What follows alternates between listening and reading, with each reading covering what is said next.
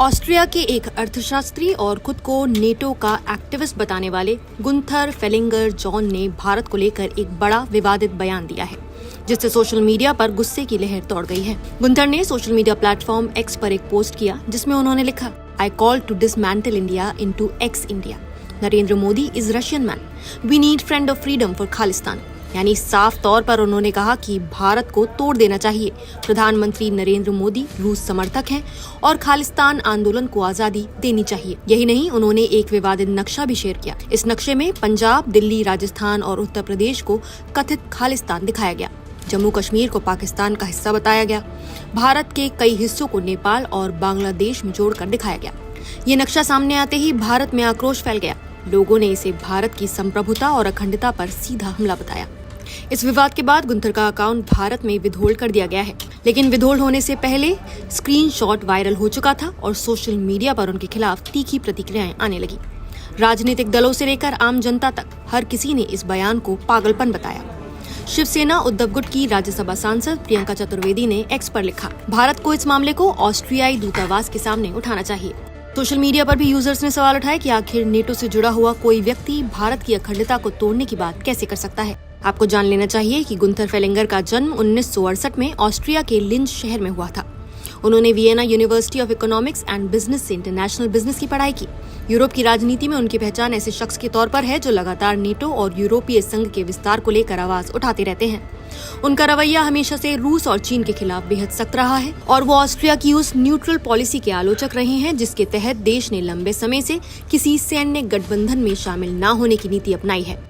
Gunther फेलिंगर का ये बयान भारत में भारी गुस्से का कारण बना हुआ है। उनका ये पोस्ट ये दिखाता है कि सोशल मीडिया पर कही गई बातें भी कभी कभी बड़े कूटनीतिक विवाद खड़े कर सकती हैं। मतलब देखिए, कभी जॉर्ज सोरोस, कभी पीटर नवारो, कभी डोनाल्ड लू और अब गुंथर फेलिंगर, ये कुछ ऐसे रिनाउंड विदेशी डिप्लोमेट्स और लीडर्स के नाम हैं जो हमारे देश के बाहर बैठकर हमारे ही खिलाफ हमें डिवाइड करने का ना सिर्फ हसरत रखते हैं बल्कि उसके लिए नैरेटिव चलाते हैं। ये शख्स जिसे आप लोग अपनी स्क्रीन पर देख रहे हैं, जिसका इंट्रोडक्शन मैंने अभी थोड़ी देर पहले राहुल गांधी के प्रशंसक के रूप में किया है, वो है ऑस्ट्रियन इकोनॉमिस्ट, लॉबिस्ट और पॉलिटिकल एक्टिविस्ट गुंथर फेलिंगर, जिसको लेकर सोशल मीडिया काफी आउटरीच में आ गया जब उसकी टाइमलाइन में ऐसे पोस्ट वायरल होने शुरू हुए जिसमें भारत को छोटे छोटे टुकड़ों में तोड़ने का आह्वान किया गया है और जिसे इस व्यक्ति ने एक्स इंडिया नाम दिया है।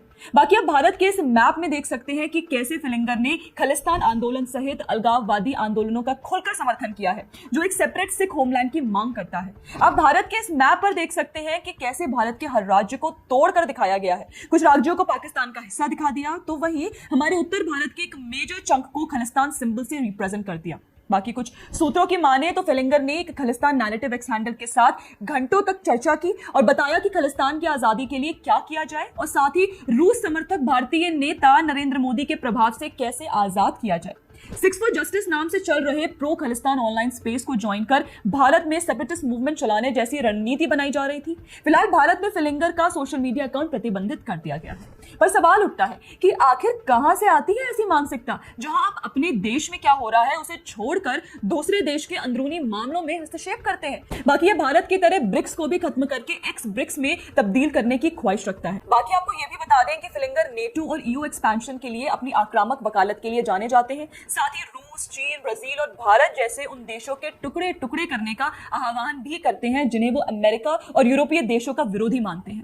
भारत की ही तरह इसने लगातार रूस की आलोचना की है और उसे छोटे गणराज्यों में विभाजित करने की वकालत की है और अन्य ब्रिक्स देशों के बारे में भी इसी तरह के विचार व्यक्त किए हैं। तो दोस्तों, सवाल ये है कि क्या हम गुंथर फेलिंगर जैसे विदेशी एजेंडाधारी लोगों को हमारे लोकतंत्र के साथ खेलने देंगे? भारत अमेरिका टैरिफ तनाव के बीच अब एक बड़ी खबर सामने आ रही है और इसमें भारत को तोड़ने को लेकर बात कही गई है। ये बयान किसने दिया है और पूरा मामला क्या है और इसमें खालिस्तान का क्या कनेक्शन है? कनाडा में रहने वाले जो खालिस्तानी समर्थक हैं, हम देखते हैं कि वो वहाँ पर जो हिंदू मंदिर हैं, जो वहाँ पर हमारे डिप्लोमेट्स हैं, उनको कहीं ना कहीं परेशान करते हुए नजर आते हैं। पिछले दिनों जो खटपट कनाडा और हुई भारत में, वो हम सबको पता है, लेकिन उसके बाद संबंध जो है वो सुधरने भी शुरू हुए।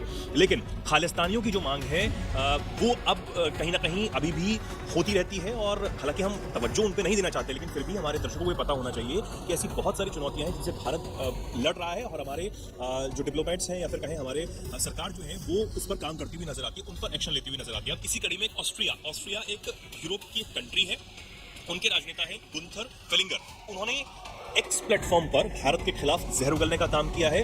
खालिस्तानी समर्थक वो है और भारत के टुकड़े करने की बात कही है। एक्स प्लेटफॉर्म पर पोस्ट करते हुए खालिस्तानी समर्थक ने यह भी लिखा कि एक खालिस्तानी जो चर्चा हो रही थी मैं उसमें भाग लेकर आया, उसमें सारी बातचीत हुई और उसमें लिखा कि आज मैंने सिख नैरेटिव के साथ 2 घंटे तक इस बारे में चर्चा की कि खालिस्तान की आज़ादी कैसे हासिल की जाए और भारत के लोगों को पूर्व भारत द्वारा रूस समर्थक तानाशाह, प्रधानमंत्री नरेंद्र मोदी को भी यहाँ पर तानाशाह बताया है और रूसी मैन बताया, रशियन मैन यहाँ पर बताया गया है।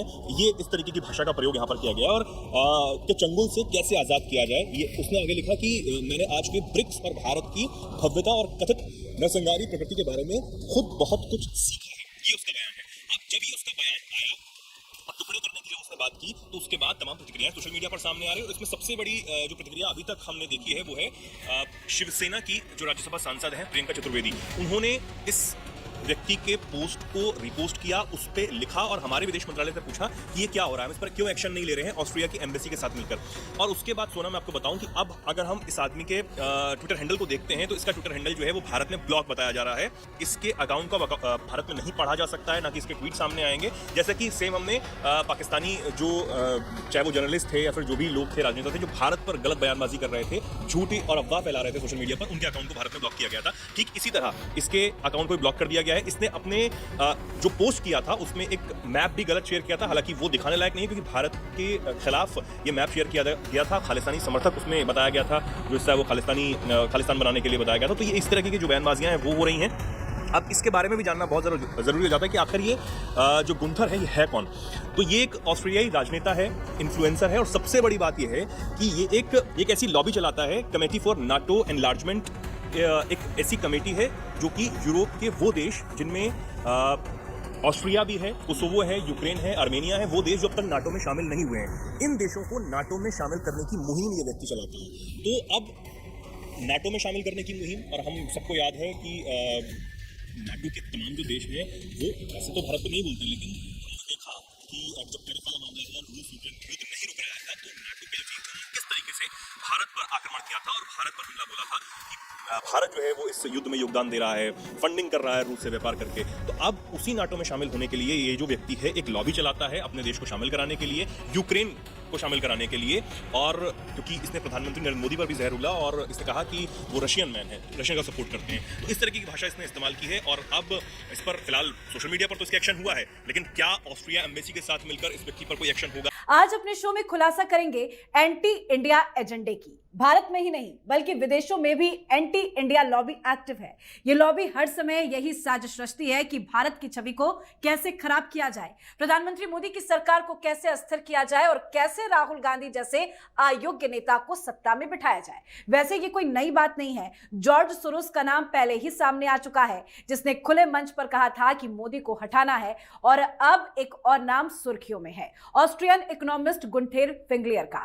फेंगलियर ने खुले मंच पर भारत को तोड़ने की बात कही है। खालिस्तानी आतंकवादियों के साथ मिलकर उसने सोशल मीडिया पर चर्चा में हिस्सा लिया और यहां तक कह डाला कि भारत के टुकड़े टुकड़े किए जाए। अब सोचिए, एक विदेशी जो खुद को अर्थशास्त्री बताता है, भारत की अखंडता पर हमला करने की साजिश रच रहा है। क्या यह महज एक संयोग है? बिल्कुल नहीं। और हैरानी की बात यह है कि राहुल गांधी और उनकी कांग्रेस पार्टी इस लॉबी की भाषा बोलती है। और अभी यही एक और नया आया है, नाटो एक्टिविस्ट। ये नाटो के लिए काम करता है। और अभी नाटो की समस्या क्या है? ये नाटो एक्टिविस्ट की बात कर रहे हैं, गुंटेर फेलिंगर की। ये नाटो एक्टिविस्ट है और ये चाहता है कि यूरोप के सारे देश नाटो का पार्ट हो, रूस के खिलाफ हो। और वो व्यक्ति अब कह रहा है कि भारत डिसमेंटल होना चाहिए, वो एक्स इंडिया की तरह होना चाहिए, पहले की तरह। मतलब जब भारत इंटीग्रेटेड हुआ था, ऐसे भारत तो इंटीग्रेटेड सदियों पुराना है, लेकिन इन लोगों ने टुकड़े बनाने की कोशिश की थी। अब उसको लेकर वो पोस्ट लिख रहा है और बता रहा है कि देखो, उत्तर प्रदेश, दिल्ली, हरियाणा, पंजाब, ये सारा खालिस्तान बनना चाहिए। ये कश्मीर पूरी तरह से होना चाहिए पाकिस्तान का।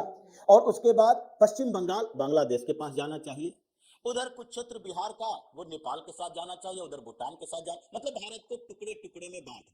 कि गुंटेर ने जो कहा है उसको ऑस्ट्रिया के साथ बातचीत करनी चाहिए, ये विदेश मंत्रालय को, कि ऐसे लोगों को सजा मिलनी चाहिए। उसका अकाउंट तो जब्त हो गया, यहां पर तो सीज हो गया, अब अकाउंट उसका एक्स पर भारत में नहीं दिखाई पड़ेगा, लेकिन उसके बाद भी आगे भी ऑस्ट्रिया में उसके खिलाफ कार्रवाई होगी। तो ये जो खुलासा हुआ है, इसके बाद अभी एक्शन बाकी है।